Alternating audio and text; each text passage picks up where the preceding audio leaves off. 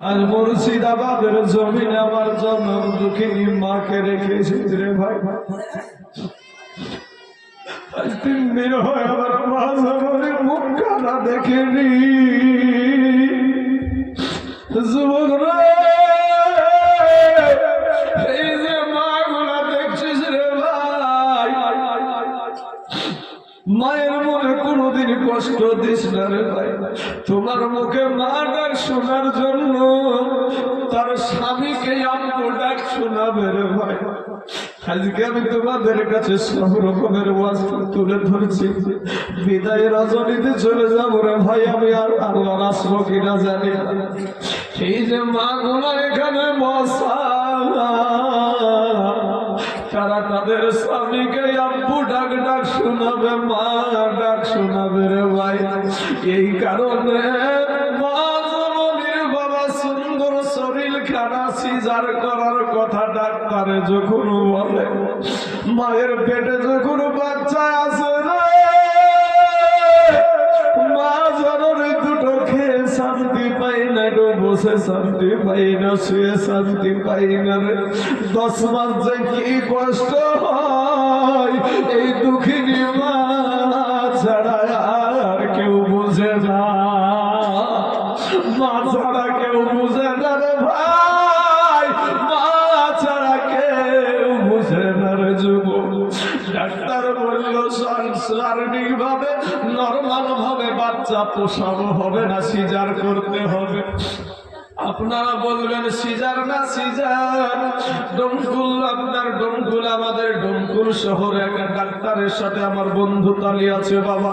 ওই ডাক্তারটার নাম হলো মনিরুল ইসলাম বাবা, দিয়া নার্সিং হোমে থাকে। ভাইকে জিজ্ঞাসা করলাম, ভাই গো এই জনম দুঃখিনী মা জননীদের যখন সিজার হয় কতটা আপনারা কাটেন? আমরা তো দেখি নাই বাবা।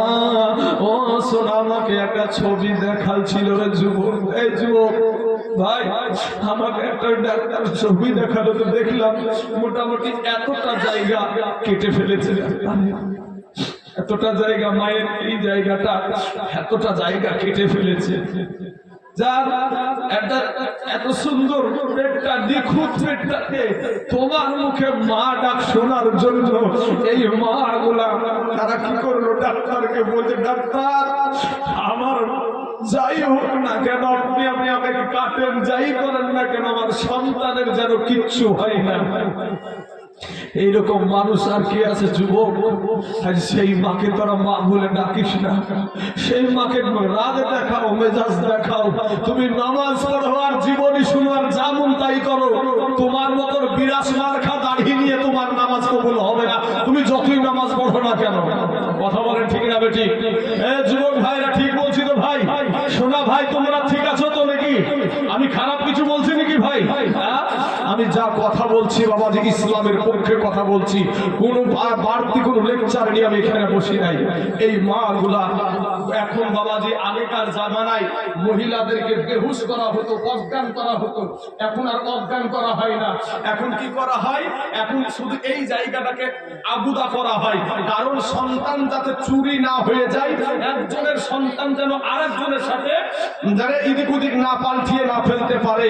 তো ওই ডাক্তার আমাকে বলছে, আমি বললাম ভাই ওই মা জননী তখন যখন কাটেন তখন মাটা কিছু বলে না বা কিছু কারণে বলে, সে তাকায়, বুঝতে পারে, মানে এখান থেকে এটা একটু রোধ করে রাখে, কিন্তু বুঝতে পারে মায়ে যে আমার শরীরটা কাটছে, তা এটা মা বুঝতে পারে। সন্তানকে যখন উঠায়া মা জননীকে দেখায়, খোদার কসম কিরে বলছি বাপ, ওই ডাক্তার আমাকে বলেছিল যে মা সাথে সাথে ওই মা জননী তার সন্তানের চেহারা দেখে মা সাথে সাথে একটা মুচকি হাসি দিয়ে দেয়। জোরে বলে সুবহানাল্লাহ, সুবহানাল্লাহ। বুঝলে বুঝ পাতা, না বুঝলে তেজ পাতা রে ভাই। এই হচ্ছে সেই মা। মা জননীর পেটটাকে সিলাই করে দিয়েছে ভাই, নড়াচড়া করতে নিষেধ। ঠিক সভাপতি সাহেবের টেবিলের কাছে বাচ্চা শুয়ে আছে, মা এখানে শুয়ে আছে, বাড়িতে কেউ নাই, বাচ্চা কাঁদতে শুরু করেছে। মা টের পেয়ে গেছে যে আমার বাচ্চার ক্ষুধা লেগেছে। মা জননী নড়াচড়া তো করা নিষেধ, মা চলতে পারে না, এরপরেও এই জনম দুঃখিনী মা গুলা ছেঁচড়ায়া গিয়া নিজের বুকের স্তনের দুগ্ধ সন্তানের মুখে দেয়। জোরে বলেন সুবহানাল্লাহ। আজ সেই মা জননীকে নিয়ে আজ আমরা ভাই হরিণের মায়ের কথা বলতে এসে মায়ের কথাতে আসলাম। এখান থেকে একটা শিক্ষা নিয়ে যান বাবা, জীবনে যতই যাই হোক না কেন মা বাবাকে খালিস ফেলে দিও না ভাই। যারা মা বাবার মনে কষ্ট দিয়েছো, আজকে রাত্রিতে বেলাতে পারলে যে সকাল পর্যন্ত যদি তুমি বেঁচে থাকবে এটার কোনো গ্যারেন্টি নাই ভাই। তোমার একটা কথা, এই জালসাটার ভিতরে যদি একটা কথা এটাই যদি তুমি মানতে পারো, তোমার জীবনটা ধন্য হয়ে যাবে।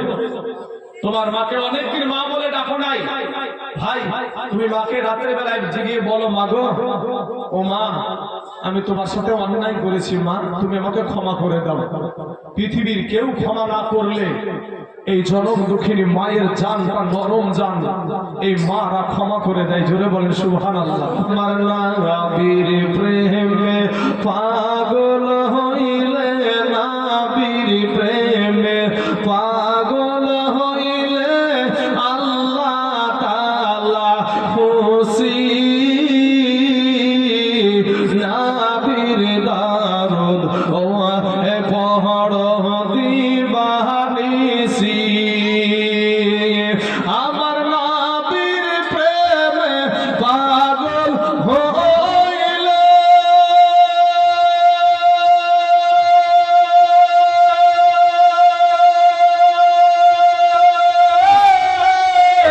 আমার আল্লাহ পাকের দিদার মিলে গো।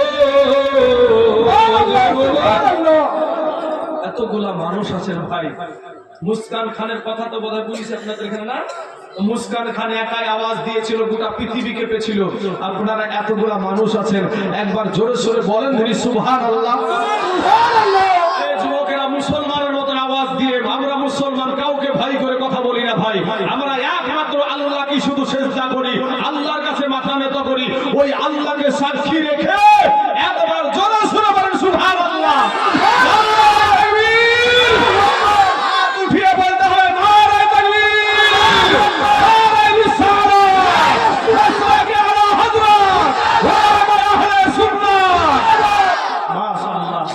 মুসলমানদের ভিতরে এক কথা আছে বাবা, কিন্তু শয়তান তো আমাদের সবসময় লাগিয়ে আছে।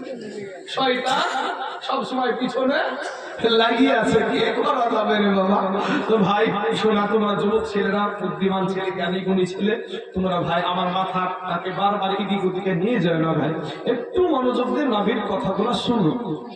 নবীকে এই কাফের বেদের আবু জেহেল এমন ভাবে পাথর মেরেছে বাবা, আমার নবীজির মা জননী তো নাই, বাবাও নাই, এতিম নবী। তো ওই নবী এই মাথায় কপালের এই জায়গাটায় পাথরটা লেগে ফেটে গেছে। পাথরটা লেগে যখন ফেটে গেছে, আমার নবী আপনার নবী হাত মোবারক দিয়ে চেপে ধরে আছে। তো হাত মোবারক ধরে চেপে এতিমের মতন, মাউরের মতন আমার নবী বাবা দোজাহারের বাদশা যিনি বাবা, যিনাকে সৃষ্টিটা করলে আল্লাহ কিছু সৃষ্টি করতো না ভাই। যেই তোমার নবী, সেই নবীকে যদি সৃষ্টি না করতো, তোমাকে সৃষ্টি করতো না, আমাকেও না। এই আসমান জমিন গাছ বৃক্ষ 18,000 মাখলুকাত আল্লাহ কিচ্ছু সৃষ্টি করতো না। ওই নবী মামুনের মতো একবার ডানে তাকায়, একবার বাপের তাকায়, পাগলের মতো নবী আমার এদিক ওদিক তাকাচ্ছে আর বলছে, তোমরা কারা গো? আমি তো কারো আমানতের খেয়ানত করি নাই, আমি তো কাউকে কথা দিয়ে কথার বেখালাপ করি নাই। কেন তোমরা আমাকে এইভাবে মারছো? কে তোমরা? একটা দিকে তাকিয়ে দেখছে একটা গাছের আড়াল থেকে বাবা কাফের বেদিন আবু জেহেল খিলখিল খিলখিল করে হাসছে।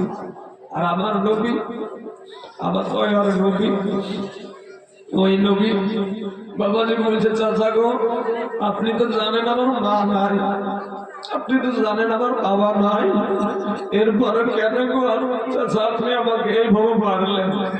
কাফের বেদিন আবু জেহেল আমার নবীকে ফালায়া রেখে চলে গেল।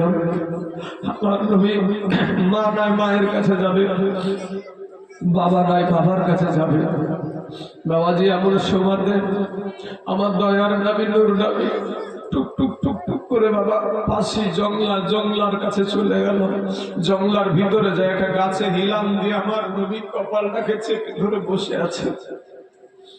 বাবা কোন নবী গো? কে নবী? যে নবীরা আগেকার নবীরা পর্যন্ত আমাদের নবীর উম্মত হওয়ার জন্য চোখের পানি ছেড়ে দিয়ে কেঁদেছে, আর সেই নবী জংলার কাছে সাথে হেলাম দিয়ে বসে আছে। বাবা আল্লাহর ফারিস্তারা জিবরাইল এসে বলছে, ইয়া রাসূলুল্লাহ, ইয়া হাবিবাল্লাহ, নবী গো, ওগো নবীজি, একটা বার শুধু অর্ডার করেন গো নবী, আমার এই পাখা দিয়া আমার 600 পাখার একটা পাখার বাড়ি দিয়া এই কাফেরদের গোষ্ঠীকে একেবারে শেষ করে দেব। আমার দয়ার নবী, আমার মায়ার নবী গো, ওই নবী বাবা জিবরাইলের পাখা ধরে বলে, জিবরাইল, ওরে জিবরাইল, না রে জিবরাইল না, আমি ধ্বংস করতে আসি নাই। জোরে জোরে বলুন সুবহানাল্লাহ। জিবরাইল রে, আমি ধ্বংস করতে আসি নাই রে জিবরাইল। জিবরাইল আলাইহিস সালাম একটা ডাক দিয়ে বলেন, ইয়া রাসূলুল্লাহ, নবী গো, আপনি নবীর কারণে কাফেররা খাবার পায়, আপনি নবীর কারণে এরা পানি পায়, আপনি নবীর কারণে এরা দিনের আলো পায়, আপনি নবীর কারণে এরা রাত্রের অন্ধকার পায়, আপনি নবীর কারণে এরা সব কিছু পাচ্ছে, তারপরেও আপনাকে চিনে না। নবী বলে, জিবরাইল রে, ওরে জিবরাইল, ওরা আমাকে চিনে না, আর আমি ধ্বংস করতে আসি নাই, আমি তাদেরকে বুঝায়া আমি তাদেরকে কালেমা পড়িয়ে আমি আমার সাথে তাদেরকে আমি জান্নাতে নিয়ে যেতে চাই। জোরে জোরে বলুন সুবহানাল্লাহ। হে বাবারা, হে আমার মা জননীরা গো, এমন সুমাতে ভাই, বনের হরিণ গুলো আপনার আমার নবীকে ঘেরাও করে নিয়েছে, আপনার আমার নবীকে ঘেরাও করে বাঘের জায়গাতে বসে, হরিণের জায়গাতে বসে সবার চোখ দিয়া বাড়ি ঝরে, কারণ পশুরাও কিন্তু নবীকে চিনত রে বাবা, পশুরাও নবীকে চিনে, কিন্তু আমরা মানুষ হইয়া নবী চিনি না। আমাদের একটা কথা আপনাদেরকে বলে যায়, আমার নবী একদিন রাস্তা দিয়ে চলছে বাবা, একটা হরিণ নবীকে ডাক দিয়ে বলছেন, একটা হরিণ নবীকে ডাক দিয়ে বলছেন, ইয়া রাসূলুল্লাহ, ইয়া হাবিবাল্লাহ, নবী গো, আমার দুইটা বাচ্চা আমি দেখে এসেছি গো নবী, আমাকে এক ইহুদি আমাকে বেঁধে রেখেছে গো নবীজি। ও গো নবীজি, আপনি যদি আমাকে একটু ছাইড়া দেন, তাহলে জনমের মতো আমার বাচ্চাগুলাকে একটু দুগ্ধ দিয়ে আসতে পারি, জনমের মতো আমার বাচ্চাগুলাকে, আমার নারী চিরাধন গুলাকে একটু দুগ্ধ দিয়ে আসতে পারি। কারণ নবী গো, আমার বাচ্চাগুলা হয়তো মা মা করে ডাকছে, আমার মায়ের আশায় আমার মা কেন আসে না, আমার মা কেন আসে না? এ মুসলমান বাবাজিরা, মা জননীর সন্তানের সাথে এমন একটা টান থাকে রে যুবক। এ আমার অনেকগুলা যুবক ভাই এখানে আপনারা বসে আছেন ভাই রে, সারা রাত্রি যদি জীবনী শুনো রে ভাই, আর বাড়িতে গিয়ে তোমার মাকে মা বলে ডাকলা না, তোমার জীবনী শোনার কোনো লাভ নাই রে বাবা। এর যুবক ছেলেরা, আর মুর্শিদাবাদের জমিনে আমার জন্ম দুঃখিনী মাকে রেখেছি রে ভাই।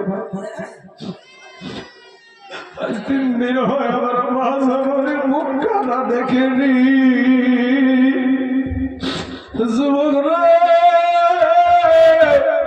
এই যে মা গুলা দেখছিস রে ভাই, মায়ের মনে কোনো কষ্ট দিস না রে ভাই। তোমার মুখে মা ডাক শোনার জন্য তার স্বামীকে আম্মু ডাক শোনাবে রে ভাই। আজকে আমি তোমাদের কাছে সব রকমের ওয়াজ তুলে ধরেছি। বিদায় রজনীতে চলে যাবো রে ভাই, আমি আর আল্লাহ আসবো কিনা জানি না। এই যে মা গুলো এখানে বসা, তারা তাদের স্বামীকে আব্বু ডাক ডাক শোনাবে, মা ডাক শোনাবে রে ভাই। এই কারণে মা জননীর বাবা সুন্দর শরীর খানা সিজার করার কথা ডাক্তারে যখন বলে, মায়ের পেটে যখন বাচ্চা আছে না, মা জননী দুটো খেয়ে শান্তি পাই না, বসে শান্তি পাই না, শুয়ে শান্তি পাই না রে। 10 মাস যে কি কষ্ট হয় এই দুঃখিনী মা ছাড়া আর কেউ বুঝে না, মা ছাড়া কেউ বুঝে না রে ভাই, মা ছাড়া কেউ বুঝে না রে যুবক।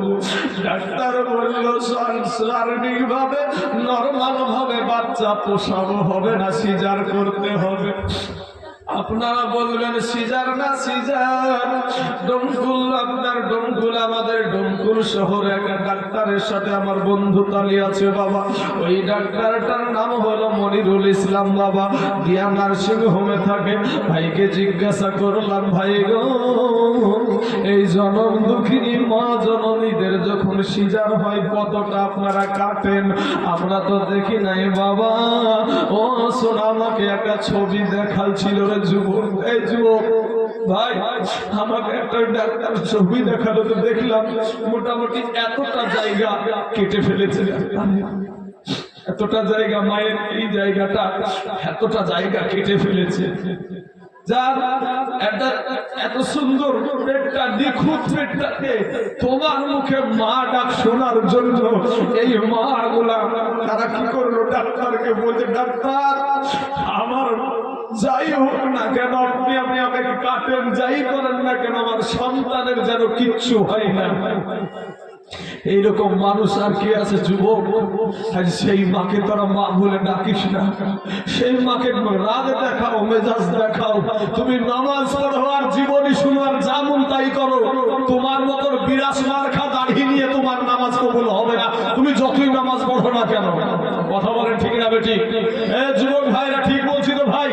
শোনা ভাই, তোমরা ঠিক আছো তো নাকি? আমি খারাপ কিছু বলছি নাকি ভাই? আমি যা কথা বলছি বাবাজি ইসলামের পক্ষে কথা বলছি, কোন বাড়তি কোন লেকচার নিয়ে আমি এখানে বসি নাই। এই মা গুলা এখন বাবাজি আগেকার জামানায় মহিলাদেরকে বেহুশ করা হতো, অজ্ঞান করা হতো, এখন আর অজ্ঞান করা হয় না। এখন কি করা হয়? এখন শুধু এই জায়গাটাকে আবুদা করা হয়, কারণ সন্তান যাতে চুরি না হয়ে যায়, একজনের সন্তান যেন আরেকজনের সাথে যারা এদিক ওদিক না পাল্টিয়ে না ফেলতে পারে। তো ওই ডাক্তার আমাকে বলছে, আমি বললাম ভাই ওই মা জননী তখন যখন কাটেন তখন মাটা কিছু বলে না বা কিছু কারণে বলে, সে তাকায়, বুঝতে পারে, মানে এখান থেকে এটা একটু রোধ করে রাখে, কিন্তু বুঝতে পারে মায়ে যে আমার শরীরটা কাটছে, তা এটা মা বুঝতে পারে। সন্তানকে যখন উঠায়া মা জননীকে দেখায়, খোদার কসম কিরে বলছি বাপ, ওই ডাক্তার আমাকে বলেছিল যে মা সাথে সাথে ওই মা জননী তার সন্তানের চেহারা দেখে মা সাথে সাথে একটা মুচকি হাসি দিয়ে দেয়। জোরে বলে সুবহানাল্লাহ, সুবহানাল্লাহ। বুঝলে বুঝপাতা, না বুঝলে তেজপাতা রে ভাই। এই হচ্ছে সেই মা। মা জননীর পেটটাকে সিলাই করে দিয়েছে ভাই, নড়াচড়া করতে নিষেধ। ঠিক সভাপতি সাহেবের টেবিলের কাছে বাচ্চা শুয়ে আছে, মা এখানে শুয়ে আছে, বাড়িতে কেউ নাই। বাচ্চা কাঁদতে শুরু করেছে, মা টের পেয়ে গেছে যে আমার বাচ্চার ক্ষুধা লেগেছে। মা জননী নড়াচড়া তো করা নিষেধ, মা চলতে পারে না, এরপরেও এই জনম দুঃখিনী মা গুলা ছেঁচড়ায়া গিয়া নিজের বুকের স্তনের দুগ্ধ সন্তানের মুখে দেয়। জোরে বলেন সুবহানাল্লাহ। আজ সেই মা জননীকে নিয়ে আজ আমরা ভাই হরিণের মায়ের কথা বলতে এসে মায়ের কথাতে আসলাম। এখান থেকে একটা শিক্ষা নিয়ে যান বাবা, জীবনে যতই যাই হোক না কেন মা বাবাকে খালি ফেলে দিও না ভাই। যারা মা বাবার মনে কষ্ট দিয়েছো, আজকে রাত্রিতে বেলাতে পারলে যে সকাল পর্যন্ত যদি তুমি বেঁচে থাকবে, এটার কোনো গ্যারেন্টি নাই ভাই। তোমার একটা কথা, এই জালসাটার ভিতরে যদি একটা কথা এটাই যদি তুমি মানতে পারো, তোমার জীবনটা ধন্য হয়ে যাবে। তোমার মাকে অনেকদিন মা বলে ডাকো নাই ভাই, তুমি মাকে রাতের বেলায় জেগে বলো, মা গো, ও মা, আমি তোমার সাথে অন্যায় করেছি মা, তুমি আমাকে ক্ষমা করে দাও। পৃথিবীর কেউ ক্ষমা না করলে এই জনম দুঃখিনী মায়ের জানটা নরম জান, এই মারা ক্ষমা করে দেয়। জোরে বলেন সুবহানাল্লাহ। আর একটা তোমাদেরকে প্রমাণ দিই, তারপরে যারা আমার আবার ওই জায়গায় যাবো। ভাই রে, যতটুকু পারবো ইনশাআল্লাহ আমার দেহতে যতক্ষণ কুলাবে বলবো, আপনারা বিরক্ত না হলে আর উঠা না করলে। এই যে বাবাজি বাংলাদেশের এক মৌলবি বললো না, এক মুরব্বী উঠছে, বুঝতেছে না, মুরব্বী হয়তো বাথরুম টাথরুম উঠেছে, পেঁচা পাইছে, তখন মৌলবি সাহেব মুরব্বী দেখেছেন না, এই উঠি করেন, উঠি করিয়েন বাবাজি আমার শোনা মালিকেরা। এমন ভাইরাল হয়েছে ভাই মুরব্বী, এই মুরব্বী আপনারা যেমন বলেছি মুরব্বী, আপনারাও বুঝতে পেরে গেছেন, আপনারা দেখেছেন বিষয়টা, নাইলে এমনি আর হাসিটা আসেনি কি, তাই না? তো বাবাজি শোনা, আমি যেটা বলতে চাইছি আপনাদেরকে, যে আপনার যুবক ছেলেগুলাকে বলতে, ভাই আমি যুবকদেরকে নিয়ে বেশি আওয়াজ করি, বায়ান করি। এই যুবক ছেলেরা তোমরা শোনো ভাই, তুমি একটা নিজে তুমি একেবারে নিজে তুমি মিলায়া নাও আমার কথাটা, তোমরাও সাক্ষী দেবা, কথাটা তোমাদেরকে জিজ্ঞাসা করে বলবো। আমি 2টা মিষ্টি দিব, 2টা মিষ্টি নিয়ে 5 টাকা বালা বড় বড় মিষ্টি বা 10 টাকা বালা 2টা মিষ্টি দিব, 2টা নিয়ে আমি শ্বশুর বাড়িতে যাব। বড় সম্বন্ধীর বউগুলাকে আপনারা কি বলেন? বড় সম্বন্ধী মানে আমার বিবির বড় ভাই, এগুলাকে দাদা দাদা বলে, আমাদের দিকে বলে বড় সম্বন্ধী। হ্যাঁ, আপনারাও বলেন, চাচা বলছে, হাজি সাহেব বলছে, আমরাও বলি। তো এই বড় সম্বন্ধীর বউগুলা জামাইয়ের সাথে ফ্রি ব্যাপার চলে না, এই কি ঠেকা চলে না ভাই? কি থাকছেন কেন? চলে তো, হক কথা বলতে ভয় কিসে?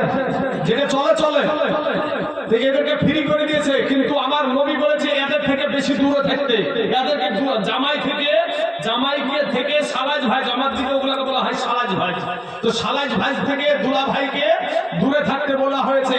আর যদি সালাজ ভাইয়েরা দূরে থাকে জামাই থেকে, তো শাশুড়িতে আঘাই বলবে, বৌমার কত জ্ঞান হয়েছে, আমার জামাইকে এসে তো কথাই বলে না। এরকম শাশুড়ি সমাজে অনেক আছে ভাই, কথা ঠিক হবে ঠিক? হ্যাঁ, এবার আমি 2টা মিষ্টি নিয়েছি, 2টা মিষ্টি নিয়ে যদি শ্বশুর বাড়িতে যাই, ওই যে ভাই সালাজ ভাজের তো ফিরি, এর কি ঠাট্টা, এই জায়গাটাকে আপনারা কি বলেন? এই জায়গাটাকে কোনি, আমরা বলি কোহিনী। হ্যাঁ, ওই কোহিনী একই হইলো। তো এই সালাজ ভাজে 2টা যখনই মিষ্টি দেখবে, এই কোহিনীকে কেমন দাম মারবে বুঝতে পেরেছেন? একবার পাঁজর কানা করে ফেলবে। কি ভাই, পাঁজর কানা করে ফেলবে, যে কাজ বাহিনী 2টা মিষ্টি উঠে এসেছি। হ্যাঁ, এখন যদি আপনি মনে করেন যে আপনি এই আপনার সালাজ ভাত যে আপনাকে দিয়েছে একেবারে গুটিয়ে, এই গুটিয়ে খায়া যদি মনে করেন শাশুড়িকে যে বলবেন, মা গো আপনার বৌমা দেখেন তিনি আমাকে বিরক্ত করছে, শাশুড়িকে উঠে বলবে, তোমারও যে জামাই বাবা, তোমারও যে কোনো কাজ নাই, কাণ্ড জ্ঞান নাই, তুমি 2টা মিষ্টি কিছু আইনে বানা তো আইনে বানা, 2টা মিষ্টি দিয়ে কি বুঝে উঠে গেছো বাড়িতে? কি বলবে না বলবে না? ঠিক বলছি ভাই, ঠিক বলছি তো? ঠিক বলছি তো? কিন্তু ভাই এই 2টা মিষ্টি, এই 2টা মিষ্টি না, 1টা মিষ্টি নাও ভাই, 1টা মিষ্টি নিয়ে গিয়ে তোমার এই যে মাটা এখানে বসে আছে, অনেক যুবক ছেলে আছে, কত মায়ের মনে কত দুঃখ আছে যে আমার সন্তান আমাকে একবেলা খাবার দেয় না, একটা আমার শাড়িটা নতুন একটা শাড়ি নাই, একটা ছায়া নাই, একটা ব্লাউজ নাই, আমার সন্তানের চোখে পড়ে না, কত মায়ের কত দুঃখ এখানে আছে। আছে না ভাই? ভাই আছে না ভাই? যুবকেরা সোনা মানিকের আমার ভাইয়েরা, এগুলো হক কথা শুনেন, এগুলো শিক্ষণীয় বিষয়। এই মাটার মনে কত দুঃখ, আপনি একটা মিষ্টি নিয়ে যায় বলেন যে আপনার এই মা ডাকে যে মা গো আমার পকেটে টাকা নাই মা, এই একটা মিষ্টি কেনার টাকা ছিল মা, তো তোমাকে জন্য নিয়ে এসেছি মা, তুমি এই মিষ্টিটা খেয়ে তুমি খুশি হও। কথা বলেন, মা খুশি হবে না বেজার হবে? খুশি হবে না বেজার হবে? খুশি হবে। সুবহানাল্লাহ। তাই কবি বলেছেন মায়ের দিলে ব্যথা কখনো দিও না, কখনো দিও না, মায়ের মুখের হাসি আল্লাহর খুশি, জীবন ভরে সেবা করলে শোধ হবে না দুধের দেনা, মায়ের দিলে দেবে ব্যথা কখনো দিও না, কখনো দিও না, মায়ের মুখের হাসি আল্লাহর খুশি, মায়ের মুখের হাসি আল্লাহর খুশি, জীবন ভরে সেবা করলে শোধ হবে না দুধের দেনা, মায়ের দিলে ব্যথা কখনো দিও না। ইনশাআল্লাহ ভাই মায়ের সেবা করবা, জোরে বলেন ইনশাআল্লাহ। ইনশাআল্লাহ। যুবক ভাইরা সবাই বলেন ইনশাআল্লাহ। যাদের মা আছে তাদের মায়ের কাছে ক্ষমা চাইবেন, মা আছে যাদের ক্ষমা চাইবেন। আমার নবীজি মায়ের পাগল ছিল বাবা, সেই নবীকে মাথায় মেরেছে ফারিস্তারা, আল্লাহর ফারিস্তারা বাবা নেমে চলে আসছে, নবীর মহব্বতে কান্না করছেন, পাখিগুলা পাখির জায়গায় কান্না করছে, গাছের ডালে বসে বসে হরিণগুলা হরিণের জায়গাতে কান্না করছে, বাঘগুলা বাঘের জায়গাতে কান্না করছে। আমার নবী বলছেন জিবরাইল রে, আমার রক্ত দেখে রে জিবরাইল, এই বাঘেদের মায়া লেগেছে রে জিবরাইল, হরিণদের মায়া লেগেছে রে জিবরাইল, পাখিদের মায়া লেগেছে রে জিবরাইল, ওরা জিবরাইল আল্লাহর ফারিস্তাদের মায়া লেগেছে রে জিবরাইল। একটা বার বল আমার আল্লাহর কি মায়া লাগেনি? জোরে বলেন সুবহানাল্লাহ।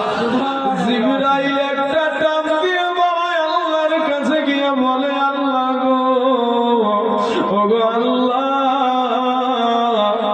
তোমার বন্ধুর রক্ত ঝরে গো আল্লাহ, তোমার হাবিবের রক্ত ঝরে গো আল্লাহ, আমার আল্লাহকে বলে আল্লাহ গো তোমার কি মায়া লাগেনি? আমার আল্লাহ বলেছিল জিবরাইল রে যা দুনিয়ার জমিনে যা, আমার বন্ধু যদি চাই আমি এখন কিয়ামত আরম্ভ করে দেব, আমি এখন ধ্বংস করে দেব, আমার বড় মায়া লাগছে যে।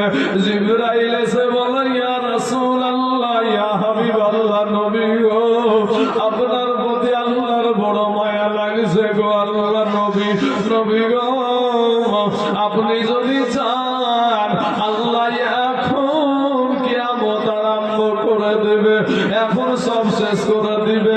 আমার নবী আপনার নবী বলছেন জিবরাইল রে আমার আল্লাহকে বল আমার এই রক্তের বিনিময়ে আমার আল্লাহ আমার উম্মতকে নাজাত দিবেনি।